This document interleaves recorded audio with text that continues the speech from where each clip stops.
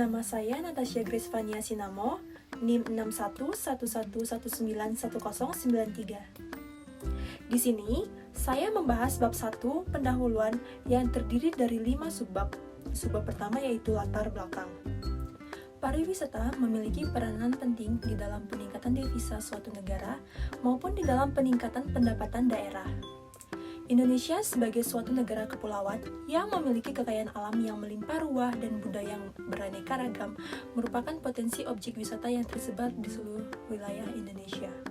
Salah satu strategi di dalam pengembangan pariwisata dengan mengembangkan ekonomi kreatif masyarakat setempat. Ekonomi kreatif diharapkan mampu memberikan dampak positif bagi peningkatan ekonomi daerah tersebut. Strategi pengembangan pariwisata dapat dilakukan dengan memadukan keindahan alam dengan pertunjukan seni budaya, wisata kuliner, dan pengolahan kerajinan tangan yang khas dari daerah tersebut. Nah, Desa Lumban Bulbul merupakan desa yang terletak di tepi Danau Toba di Kecamatan Balige, Kabupaten Toba Samosir, yang juga menjadi salah satu desa perbatasan antara Kabupaten Toba Samosir dengan Kabupaten Tapanuli Utara. Masyarakat Desa Lumban Bulbul memiliki pengolahan kerajinan tangan yang khas dari Batak, yaitu kain ulos. Kain ulos merupakan kain tenun khas suku Batak dan secara turun-temurun terus dikembangkan oleh masyarakat suku Batak. Bagi dunia pariwisata, ulos kini juga menjadi salah satu bidang yang bisa dipromosikan saat kita berkunjung ke Danau Toba dan yang menjadi salah satu destinasi super prioritas. Desa wisata Lumban Bulbul, Kabupaten Toba Samosir, yang kini tengah dikembangkan sebagai desa wisata pengrajin kain tenun ulos. Produsen Wastra Tenun Ulos, PT Toba Tenun Sejahtera, mengatakan bahwa kain tradisional Batak memiliki potensi kebudayaan hingga nilai ekonomi dan sosial yang tinggi, terutama bagi para pengrajinnya. Menyadari potensi ulos yang besar untuk dipasarkan di level nasional dan internasional, masyarakat Batak berupaya untuk melakukan berbagai program kerja yang mencakup antara lain pelestarian budaya, pelatihan, dan pendidikan pengrajin, serta pengembangan komunitas perempuan.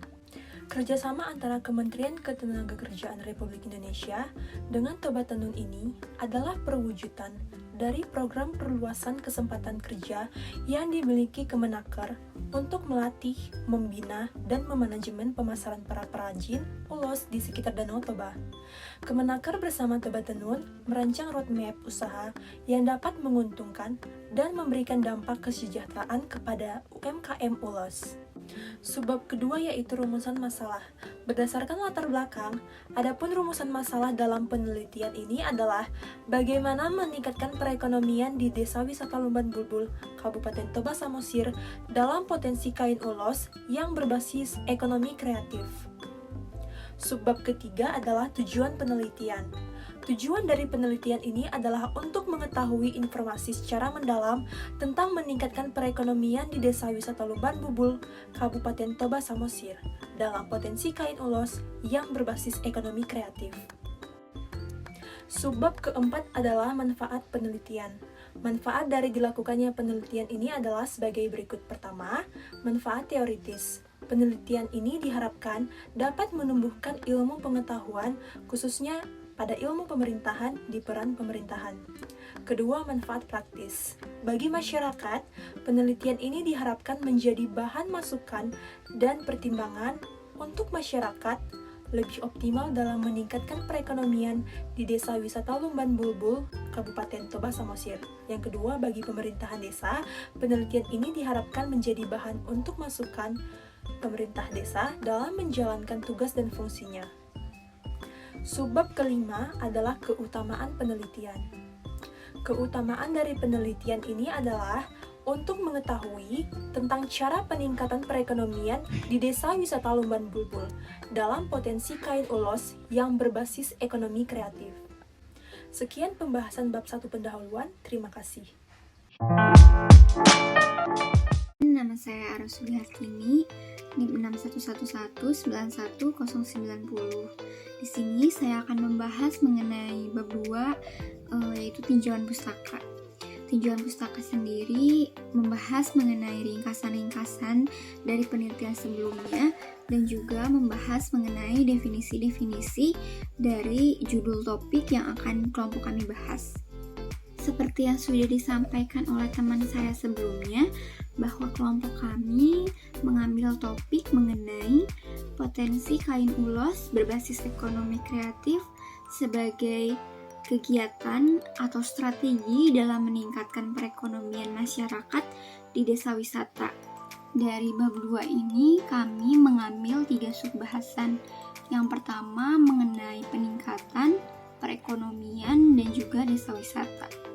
Untuk yang pertama mengenai peningkatan.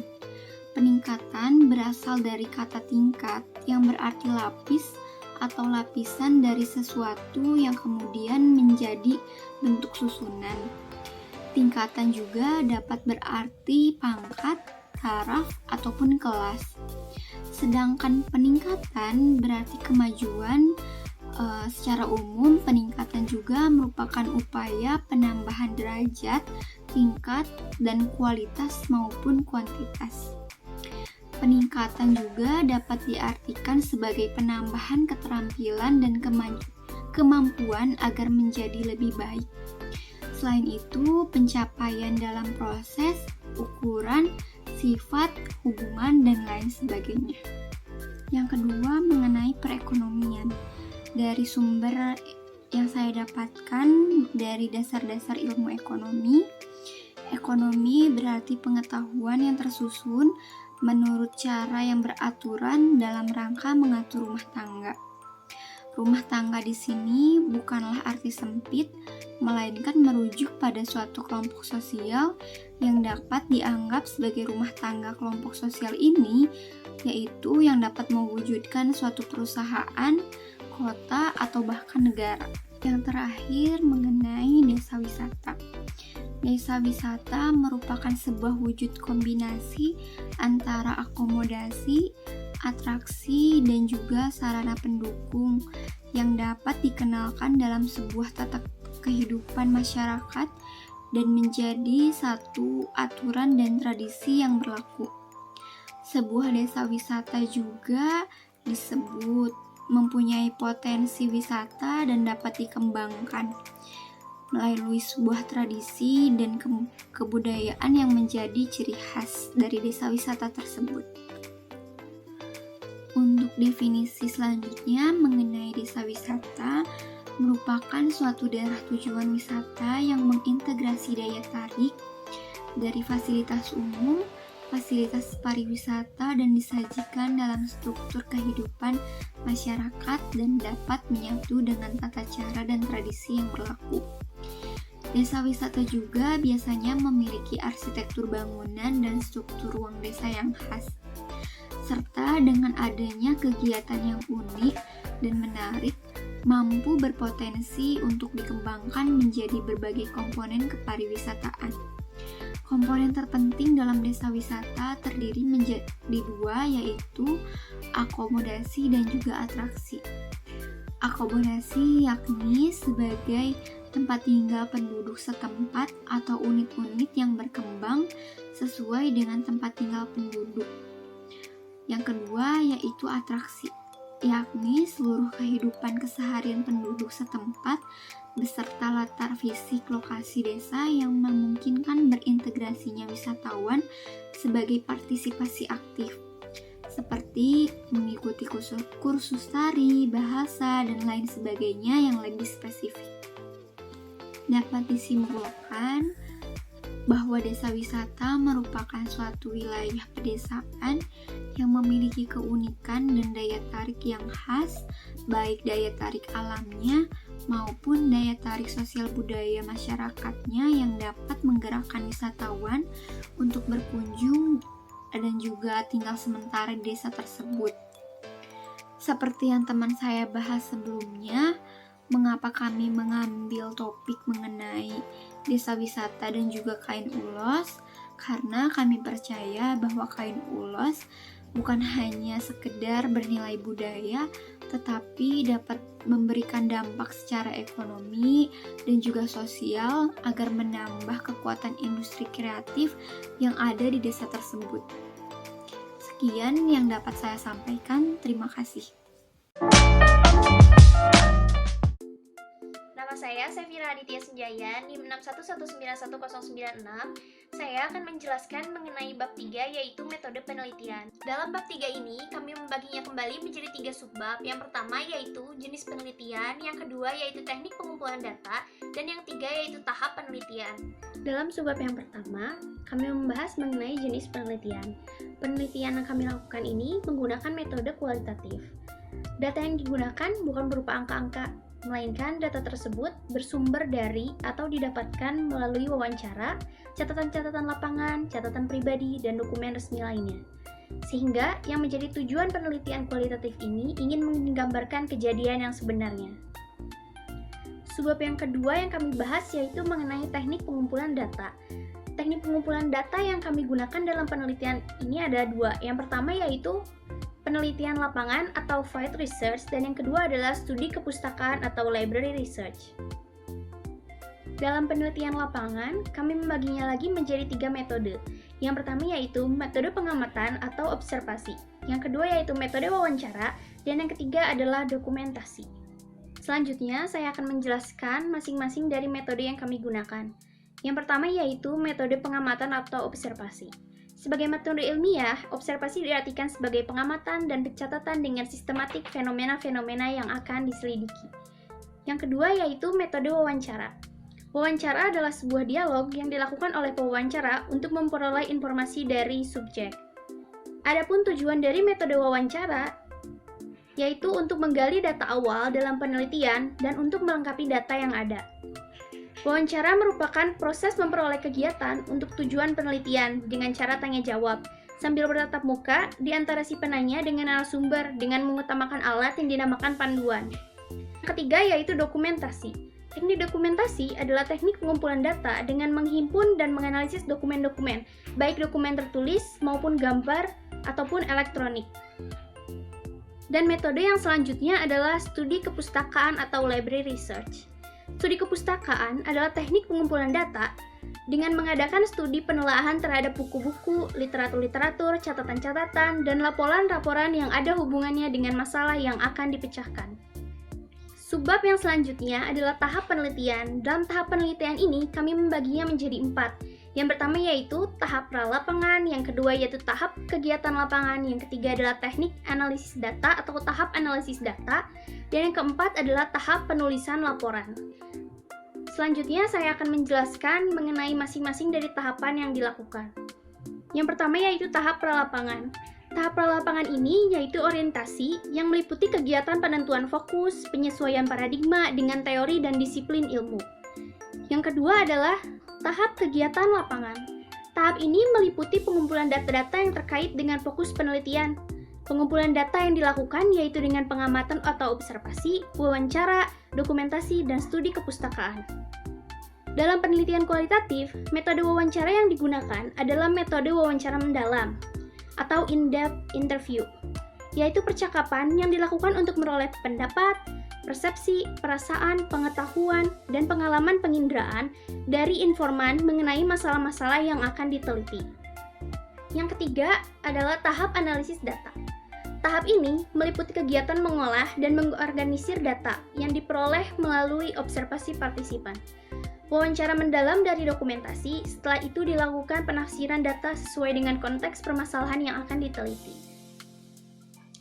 Yang keempat adalah tahap penulisan laporan. Tahap ini meliputi kegiatan penyusunan hasil penelitian dari semua rangkaian kegiatan pengumpulan data sampai dengan pemberian makna data. Sekian pembahasan mengenai metode penelitian. Terima kasih. Assalamualaikum warahmatullahi wabarakatuh. Perkenalkan, nama saya Najlah Hasna Latifah dengan NIM 61111911099 dari kelompok 2 kelas C2. Di sini saya akan memaparkan mengenai justifikasi anggaran kegiatan kelompok kami selama observasi. Di biaya ini, ada 4 kategori biaya. Yang pertama yaitu biaya untuk kebutuhan kegiatan virtual, yang kedua yaitu biaya bahan habis pakai, yang ketiga yaitu biaya perjalanan, dan yang keempat yaitu biaya untuk lain-lain. Untuk selanjutnya mengenai pertama yaitu biaya kebutuhan kegiatan virtual terdiri dari kuota internet dan kuota sewa Zoom meeting. Yang pertama ada kuota internet bervolume 2 bulan dengan harga satuan 200.000 dan nilainya yaitu 400.000. Dan yang kedua yaitu biaya sewa Zoom meeting bervolume 2 bulan dengan harga satuan 200.000 dan nilai 400.000. Lalu di subtotal yaitu 800.000. Untuk biaya kedua yaitu mengenai bahan habis pakai yang terdiri dari 10 biaya bahan habis pakai. Yang pertama ada ATK bervolume 5 set dengan nilai 750.000. Yang kedua rapid T1 berjumlah 4 orang dengan harga satuan 45.000 dan totalnya adalah 180.000. Yang ketiga yaitu rapid test observasi untuk 4 orang dengan harga satuan 45.000 dan total nilainya yaitu 180.000.